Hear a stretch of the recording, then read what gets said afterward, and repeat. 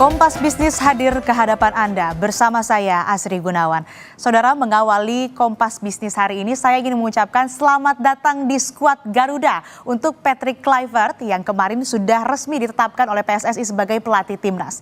Kurang dari 3 bulan saudara, Timnas Indonesia akan menghadapi pertandingan kualifikasi Piala Dunia Zona Asia. Ini adalah tantangan terdekat Kluivert sebagai pelatih utama Timnas. Putaran ketiga kualifikasi Piala Dunia 2026, Indonesia akan menghadapi Australia, Bahrain, Tiongkok, dan Jepang. Melawan Australia dan Bahrain pada Maret 2025 akan menjadi pertandingan yang krusial. Ini bukan mimpi lagi. Peluang Timnas menuju Piala Dunia masih ada, masih sangat berpeluang.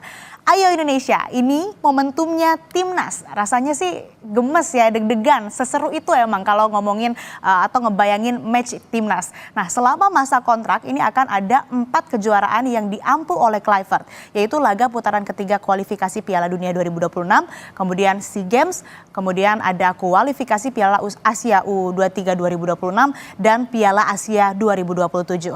Bola dan Timnas adalah pemersatu bangsa. Nggak cuma itu, ada banyak berkah ekonomi di balik sebuah pertandingan sepak bola. Kita lihat ke data selanjutnya. Animo, ekspektasi, kebanggaan, perjuangan, sampai air mata adalah nyawa sepak bola Indonesia ketika sudah menyebut-nyebut soal Timnas. Tetapi di balik pertandingan yang bikin berdebar, ada putaran ekonomi. Banyak juga nih yang bertanya-tanya bagaimana memonetisasi bola. Kompas Bisnis ambil salah satu contoh data penelitian LPEM Universitas Indonesia yang mengacu pada FIFA Matchday antara Indonesia dan Argentina. Untuk penjualan tiket ini diperkirakan mencapai 75,4 miliar rupiah. Ini termasuk kelas VIP, kelas 1 sampai kelas 3. Lalu penjualan merchandise saudara, ini sebesar 17,67 miliar rupiah. Salah satunya dari penjualan jersey, ada lagi sponsor untuk PSSI dan untuk pemasangan iklan di sekitar stadion selama pertandingan dengan nilai 157,43 miliar rupiah. Ini tidak termasuk hak siar dan iklan di TV sampai dengan 28 miliar rupiah saudara. Apa yang terjadi saat Indonesia melawan Argentina? Kita akan lihat ke data selanjutnya. Sebuah pertandingan bola Timnas ini akan menjadi magnet antusiasme masyarakat Indonesia. Dampaknya nggak kecil. Kami masih pakai data LPM UI. Penciptaan output saat melawan Argentina itu totalnya 965 miliar rupiah. Penciptaan terhadap PDB-nya adalah 495 miliar rupiah. Kemudian pendapatan rumah tangga ini mencapai 188 miliar rupiah. Kemudian pajak tidak langsung yang diperoleh ataupun ini sumbangan pajak tidak langsung yang diperoleh ini tidak ataupun juga mencapai 28 miliar rupiah. Bukan cuma itu saudara, bola juga menciptakan lapangan pekerjaan. Saat itu 5.719 orang terlibat atau memiliki penghasilan. Ini baru pertandingan persahabatan. Bagaimana kalau ini adalah sebuah pertandingan untuk mengejar posisi tertentu? Antusiasmenya pasti tidak akan kalah besar. Lalu siapa Kluivert? Berapa penghasilannya? Kita lihat data berikutnya. Selama ini saudara, PSSI selalu menutup rapat rincian besaran gaji pelatihnya. Shin Tae-yong pun tidak ada data terbuka yang menyatakan berapa gajinya. Hanya ada hitung-hitungan estimasi. Yang pasti Kluivert ini dikontrak oleh PSSI atau dikontrak oleh PSSI sejak tahun 2025 sampai tahun 2027. Sebelumnya saudara, pelatih kepala Adana Demirspor ini yang masa kontraknya dari 1 Juli sampai dengan 1 Juli 2023 sampai dengan 4 Desember 2023. Kemudian juga ada pelatih interim Karakau dari tanggal 14 Mei 2021 sampai dengan 31 Oktober 2021.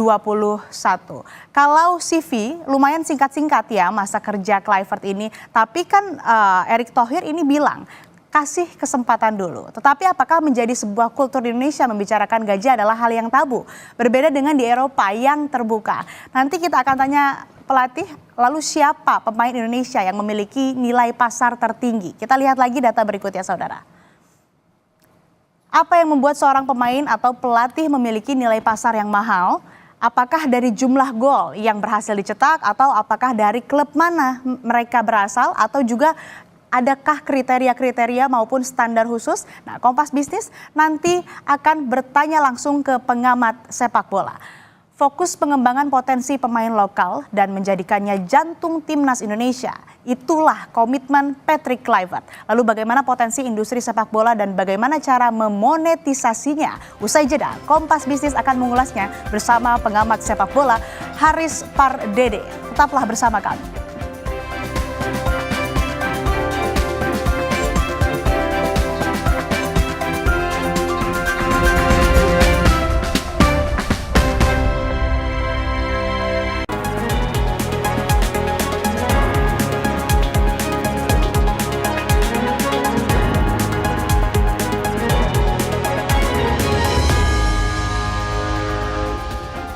Kembali di Kompas Bisnis, saudara. Pelatih baru Timnas, Patrick Kluivert menyebut fans Timnas Indonesia sangat bergairah dan penuh semangat. Menurut Patrick, pendukung Timnas memiliki semangat yang ekstra yang tak pernah ia temui sepanjang pengalamannya sebagai pemain dan pelatih. Dia berharap supporter terus berada di belakang Timnas. Indonesian fans, what they showed me already, they have an extra passion. I played in a lot of countries and I saw a lot of passionate fans, but Indonesian fans are, an extra spice, I think, and it's good. And the players know this as well. They play for their country, so the most important thing is that all the fans are standing behind the team, what they do. Okay. And we will manage the rest. Patrick Kluivert bilang akan memberi kesempatan pemain-pemain lokal berkualitas untuk masuk timnas. Menurut Kluivert, pemain lokal sama pentingnya dengan pemain diaspora yang banyak bermain di luar negeri. Because I think the local players are the heart of Indonesia. And the other players are, of course, super important, but I think we need to focus very good on the local players and check the quality of the local players, because I think that is hyper important to implement those players as well, because you want to have also the heart of Indonesia in the team. The quality for me is the most important thing, of course, but yes, in a few weeks I will come back and I'm going to check the local players for sure. Well, we go with all to the same goal. So the local players and the diaspora players, they need to form one block, one team, and the local players are even as important as the players that come from abroad. Fokus mengembangkan potensi pemain lokal dan menjadikannya jantung timnas Indonesia. Itulah komitmen Patrick Kluivert. Sepak bola bukan sekedar olahraga, namun juga soal identitas nasional, kebanggaan, pemersatu, sekaligus industri dengan nilai fantastis. Lebih lengkap soal industri sepak bola, sudah bergabung pengamat sepak bola Haris Pardede. Selamat pagi Mas Haris, apa kabar? Selamat pagi Mbak Asri dan juga pemirsa Kompas TV, apa kabar baik? Mas Haris, ini kan Patrick Kluivert bilang akan memaksimalkan pemain lokal. Menurut Anda, bagaimana cara Kluivert ini memaksimalkan pemain lokal sehingga harganya ataupun juga harga pasarnya ini naik? Ya, kalau kita mau bicara secara teknikal ya, sebenarnya pernyataan ini agak sedikit kontradiktif ya, karena sebenarnya Patrick Kluivert ini kan dihadirkan di tim nasional kita untuk mengakomodir ya backbone tim nasional kita yang banyak dihuni oleh para pemain diaspora atau pemain keturunan Belanda. Tapi kita juga atau kita semua menghargai statement yang saya pikir sangat positif bahwa Patrick Kluivert ini tidak juga menyampingkan adanya para pemain lokal ini dengan mengatakan sesuatu yang bagus ya. Artinya they are the hearts of the team. Ya, ini bagus sekali. Dan kalau dikatakan ingin meningkatkan kualitas pemain lokal, sebenarnya bukan di timnas, tapi di liga. Karena di liga inilah semua, bahkan di grassroots ya, dari mulai SSB, kemudian tim nasional kelas usia dan seterusnya. Jadi dari sinilah baru nanti akan tercipta para pemain yang bukan hanya punya kualitas secara teknikal, tapi juga secara attitude dan bahkan bisa punya nilai komersial. Dan itulah yang sebenarnya sudah terjadi saat ini. Ya, kita lihat bagaimana salah seorang pemain begitu dia masuk ke tim nasional itu nilai marketnya langsung melambung tinggi, melambung dalam arti secara nilai buku maupun juga secara komersial, ya langsung main iklan dan lain-lain. Jadi saya pikir ada sedikit disparitas dari pernyataan Kluivert tersebut, tapi saya menghargai karena dia ingin menciptakan suatu kondisivitas yang bagus ketika dia masuk ke tim nasional. Meskipun memang yang disampaikan oleh PSSI, Kluivert ini ditugaskan untuk kemudian menaturalisasi begitu ya, ataupun juga mencari diaspora begitu untuk nantinya bisa bergabung dengan skuad Garuda. Tapi kan di sisi lain tadi juga seperti yang disebutkan, Kluivert juga bilang ingin meningkatkan bakat atau menemukan bakat-bakat begitu ya potensial di pemain timnas. Nah, kira-kira ini seperti apa cara Kluivert ini akan menemukan bakat-bakat potensial di timnas dan juga terkait dengan pemain ini sebetulnya seperti apa sih cara menentukan harga dari seorang pemain, berapa kemudian harga pasaran pemain yang berada di puncak karir, Mas Haris? Oke, ya ini satu pertanyaan dua jawaban ya. Yang pertama soal tadi mencari bakat-bakat pemain muda lah seperti itu. Itu sebenarnya bukan tugas dari pelatih kepala.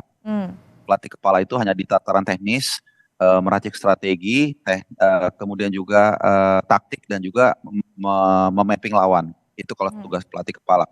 Tapi kalau tugas untuk bagaimana mengembangkan pemain muda, meningkatkan animo, itu adalah tugas federasi, tugas juga bahkan Kemenpora yang menangani masalah olahraga amatir itu. Dan kalau lebih spesifik, kalau kita bicara di tubuh kepelatihan atau federasi, itu maka yang bertanggung jawab sebenarnya direktur teknik.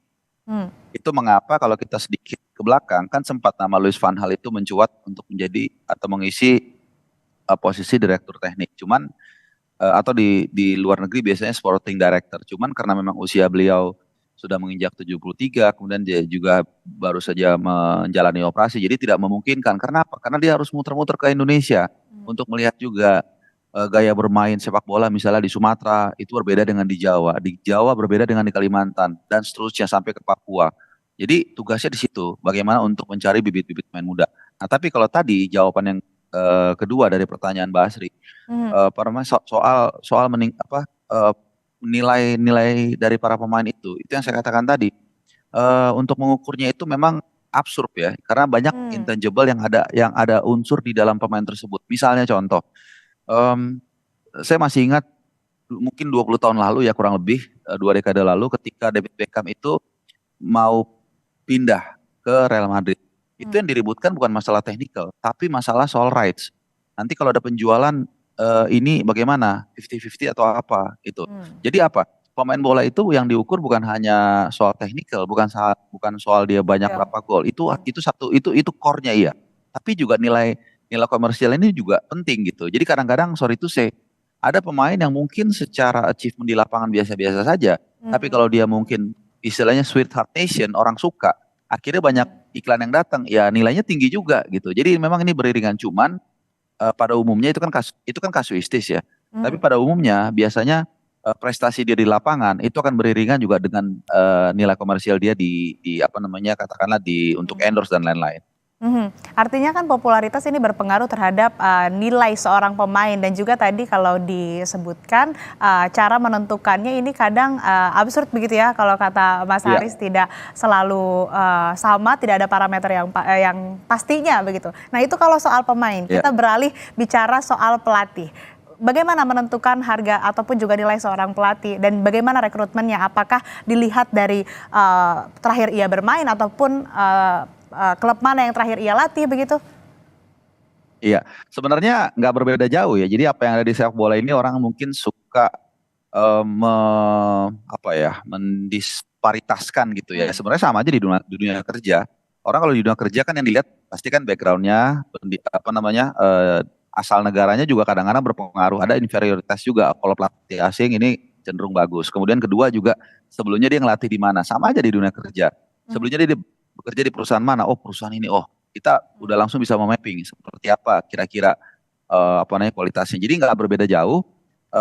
Kemudian juga achievement sama juga kan. Oh dia di perusahaan sebelumnya sukses membuat ini membuat itu. Nah pelatih juga sama. Sebelum ini dia apa? Contoh saya ajak kita untuk melihat contoh yang paling simpel aja. Sintayong ketika dia hadir di Indonesia tahun 2019 itu kan pesonanya adalah dia pernah membawa Korea Selatan mengalahkan Jerman di Piala Dunia. Sama juga seperti itu. Nah, itulah yang kadang-kadang membuat value satu pelatih itu meningkat. Dan kedua tentunya tadi itu achievement. Apakah dia memberikan sesuatu bagi negaranya, memberikan trofi bagi negaranya, itu juga menjadi pertimbangan. That's why kalau kita sedikit bicara pelatih baru kita, karena kita kan harus move on. Patrick Mm-mm. Kluivert ini secara CV sebenarnya kurang mentereng sebagai Mm. pelatih, sebagai pemain luar biasa. Ini yang usianya sudah mulai agak-agak middle pasti tahu ya bagaimana dia begitu berjaya di Ajax dan lain-lain. Tapi Mm. sebagai pelatih memang dia kurang mentereng. Ya beberapa kali dia melatih kurang sukses. Curaçao dia hanya mungkin gak sampai setahun dan lain-lain. That's why menurut informasi gajinya dia ini di bawahnya Sintayong. Sintayong. Hmm. Ya walaupun itu tadi yang bridging di awal Mbak Asri mengatakan di Indonesia itu terutama agak absurd membicara dapur atau apa namanya dapur orang gitu, Hmm. apalagi dapur federasi.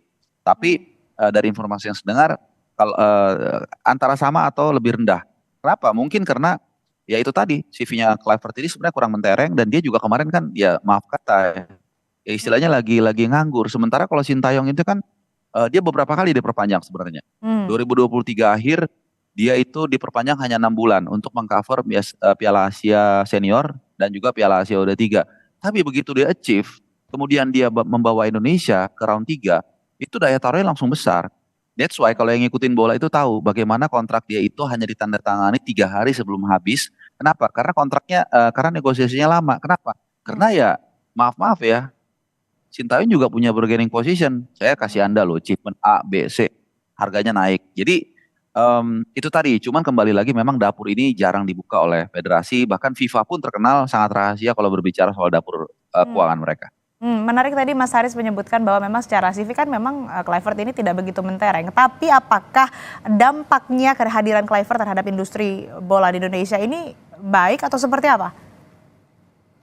Mesti diakui saat ini Pak Erick Thohir lah yang salah satu yang paling membawa perubahan signifikan ya di sepak bola kita. Jadi kalau kita lihat mulai dari beliau itu mengisi tampuk ke pemimpinan akhir 2022 kalau saya nggak salah setelah tragedi Kanjuruhan kan banyak ya terobosan-terobosan yang beliau lakukan.